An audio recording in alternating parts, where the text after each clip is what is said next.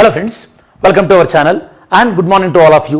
ఈరోజు మనం concept of the డేలో భాగంగా డిస్కస్ చేయబోయేది ఏంటంటే British high commissioner in Pakistan. అంటే పాకిస్తాన్లో బ్రిటిష్ అధికారి ఎవరైతే ఉన్నారో ఆ యొక్క అధికారి ఏం చేస్తారంటే రీసెంట్గా ఈ యొక్క పిఓకే ప్రాంతాన్ని విజిట్ చేయడం జరిగింది.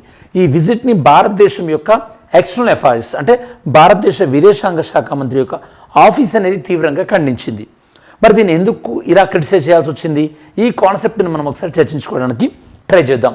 ఇక్కడ మనకి మెయిన్గా ఇన్వాల్వ్ అయినటువంటి ఎలిమెంట్స్ ఎవరెవరు ఉన్నారు? మెయిన్గా ఇక్కడ మెయిన్గా మనకి ఈ యొక్క పాకిస్తాన్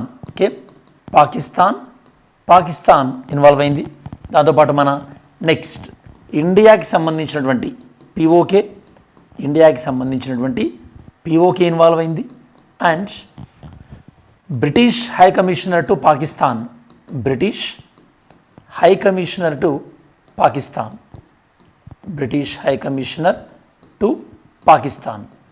ఓకే, తను ఇన్వాల్వ్ అయ్యారనమాట. Okay, so first of all మనకు అర్థం కావాల్సింది ఏంటంటే అసలు British high commissioner to Pakistan అంటే ఎవరు? మరి హై కమిషనర్కి అంబాసిడర్కి డిఫరెన్స్ ఏంది అంటే first of all British high commissioner to Pakistan అంటే బ్రిటిష్ గవర్నమెంట్ యొక్క అంబాసిడర్ అన్నమాట పాకిస్తాన్కి.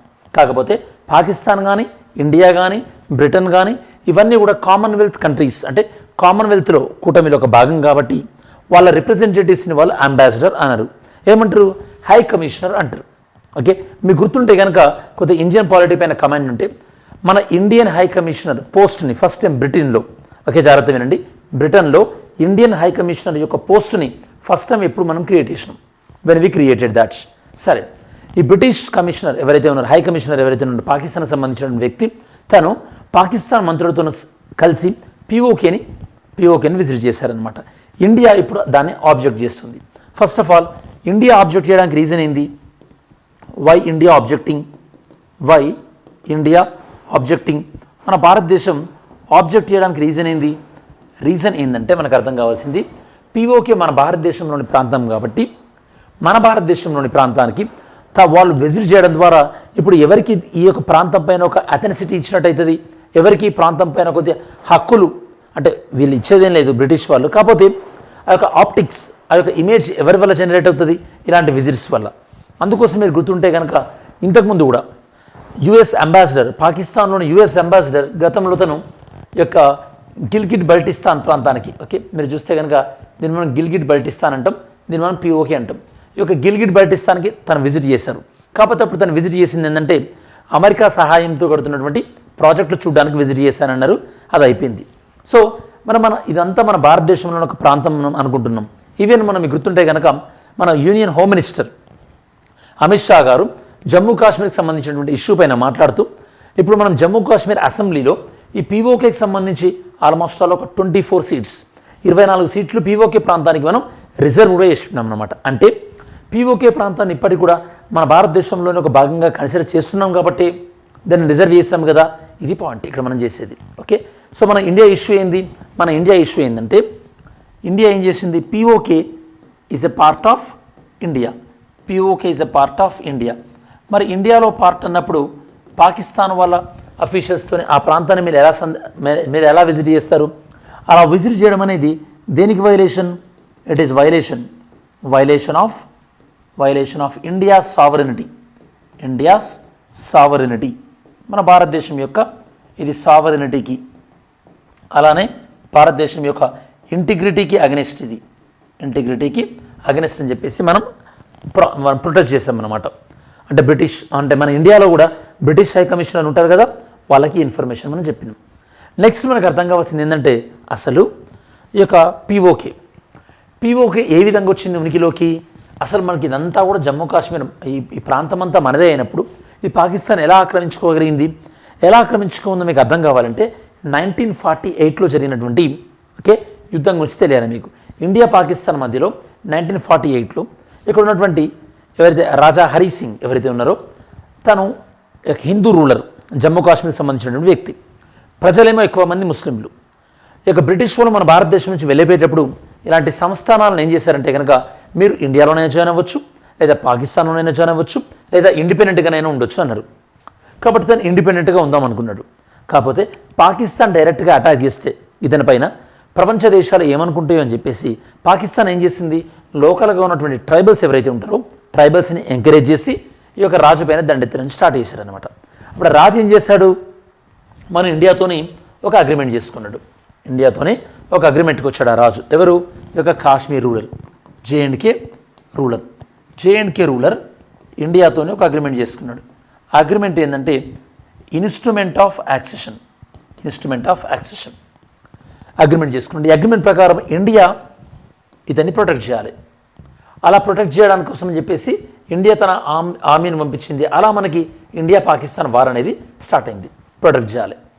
In return Jammu Kashmir ruler కూడా అడిగింది, ఏమని, మా దగ్గర ముస్లిం ప్రజలు ఎక్కువ కదా, మరి మా ముస్లిం ప్రజలకి ఇండియాలో కలిసిన తర్వాత వాళ్ళ హక్కులకు మీరు ఏ విధంగా రక్షణ ఇవ్వగలుగుతారు అని.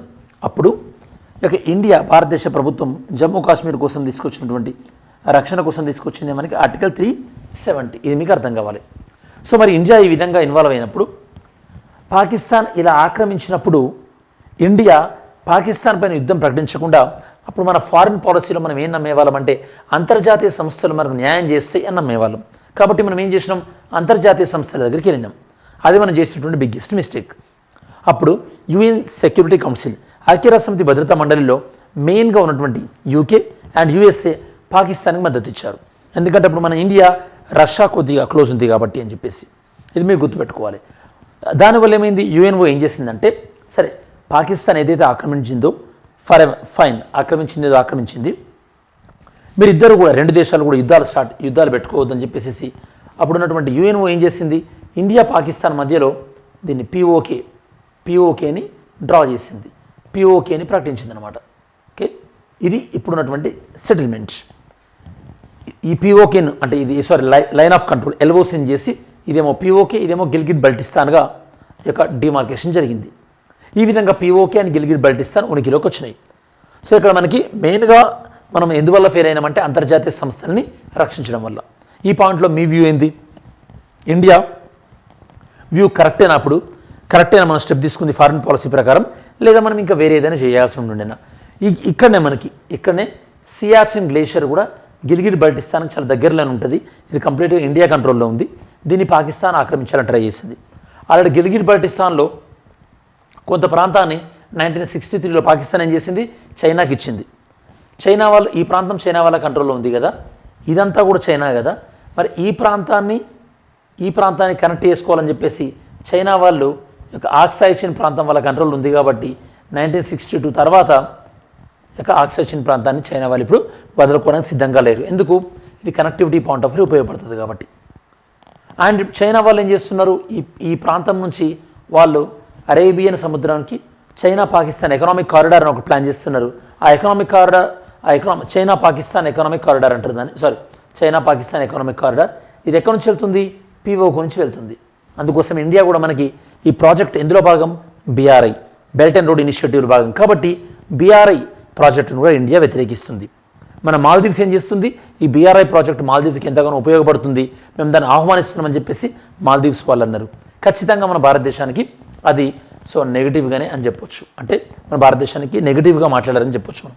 ఇది మనకు ఓవరాల్గా ఇప్పుడు బ్రిటిష్ హై కమిషనర్ పిఓకేని సందర్శించడాన్ని భారత్ ఎందుకు తప్పుపట్టిందో మీకు అర్థమైంది అనుకుంటాం. మరి ఇలాంటి కాంటెంపరీ టాపిక్స్ మీకు ఏమైనా కావాలంటే కనుక మీరు వీడియో కమెంట్లో ఇంక్లూడ్ చేయండి, డెఫినెట్లీ నేను ట్రై చేస్తాను. Anyhow, have a great day students, thanks for watching.